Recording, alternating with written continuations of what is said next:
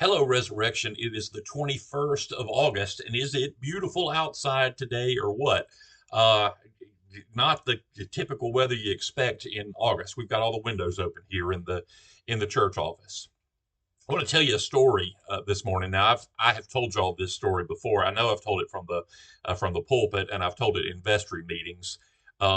Charles Jenkins was the Bishop of Louisiana, and was like a father to me in a lot of ways. I worked for him for a while, and while I loved him, and while he was a fantastic bishop, he was not perfect. He was not a perfect man. I can think of things in my ministry that I want to do just exactly the way he did, and then I can think of things in my ministry that I never want to do the way he did them, and he knew that about himself, and he laughed about it, and we talked about it. But that street goes both ways, right? If you rib at your bishop for some of the things that he does, you better be ready for it because he's going to rib back when sees you doing dumb things. And the maddest he ever made me, I don't think I was 30. I was 28, 29, maybe 30 years old. And he told me one time that I had high affirmation needs. And it made me mad enough that I wanted to throw something at him.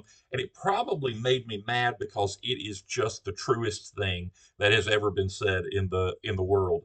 Every now and then I do need somebody to look at me and say, "That was a good sermon, Chad. I know it is a character flaw, it's just how I was built." Now, you all do that.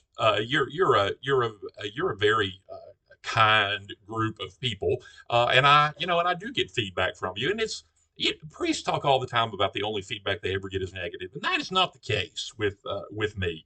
That I get lots of positive feedback from you all the time, and I do get negative feedback, but I get a lot of positive feedback, and I appreciate that because apparently I have high affirmation needs.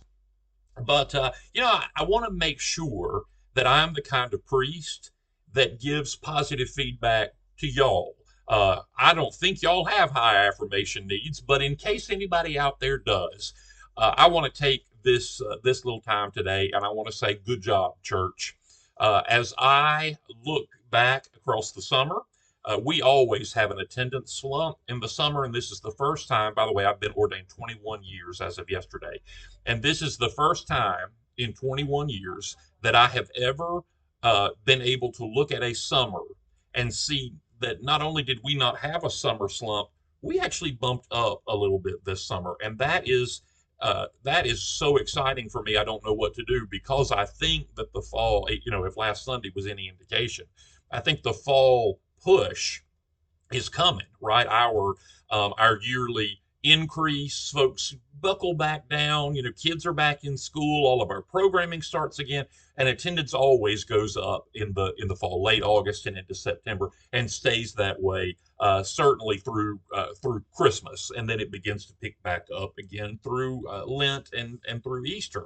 And so I want to say to you that as I looked out on Sunday, which we're still in the month of August, and I looked out on Sunday and I think this place looks full. In fact, the staff and I were talking about that this morning. Charlie, the junior warden, some parishioners, some folks who are interested in the building and the grounds and things like that. We've been talking about that this week. That it felt full on Sunday. And there is that adage about when the church building hits about 80% of capacity, it really does start to feel full, and your growth tapers off at that point. So we are going to have to keep our eye on that. But what a fine problem for a church to have, isn't it? And so I want to say to you that this summer and so far into the fall, good job, church. You all are really hitting it right now. You are here. You're working hard. You're working for the kingdom.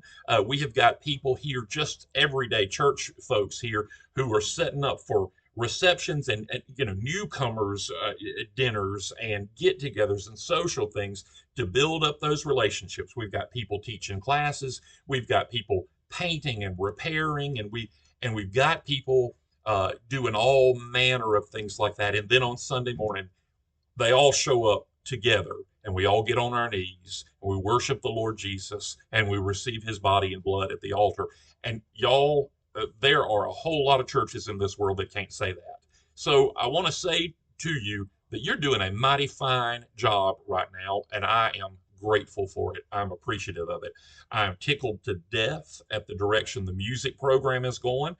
He has, Mark Ring, Dr. Mark Ring, our new parish musician, director of music ministries, uh, doesn't even have his full choir back yet. Our scholarship singers are probably in the process of moving into dorms and apartments right now. So the amazing things that we've started to see him do, he's doing it with only our volunteer choir right now. So I think we're going to see great things coming in the next months. And I have only heard positive feedback from you all about Mark, and I'm tickled to death about that. I find myself again on Saturday evenings going to bed, just really excited for my alarm to go off on Sunday mornings. Cannot wait to get here.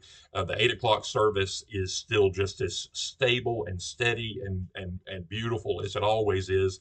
I will tell you that we have a good time at coffee hour at the 10:30, but y'all don't have anything on the 9 o'clock coffee hour, the coffee hour after the 8 o'clock service. I leave that coffee hour with my sides killing me from laughing most Sundays. If you want a good time at the Church of the Resurrection, you come to the newcomers dinners, you come to the to parish dinners on Wednesday nights, but you stay for the early service coffee hour because it is a hoot of a good time. We push all of our tables together because we don't like to sit at separate tables, and then we laugh till our sides hurt. So, y'all, people keep coming to me with bright ideas, and I will tell you that now is the time for the Church of the Resurrection to start flexing her bright ideas, start flexing her muscles, because you all are killing it right now, and I'm proud of you, and I'm grateful to you. Y'all keep it up. We have great things coming. I love you, and I will see you this Sunday.